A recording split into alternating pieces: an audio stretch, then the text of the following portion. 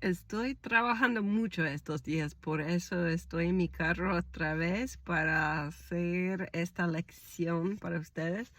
Y hoy voy a hablar de las letras G y H cuando están juntos y cuando hacen el sonido de F. A veces suena como F. G and H together, sounding like F.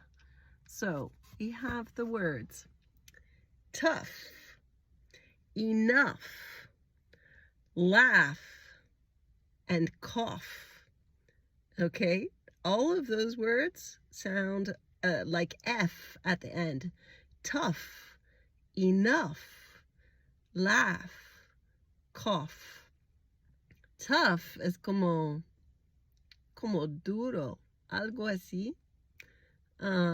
Cuando alguien es duro, como pueden pelear, ok, eso es tough. Enough, bastante. Laugh, risa. Y cough, tos. Ok, eso es la lección para hoy. Sígueme para más lecciones.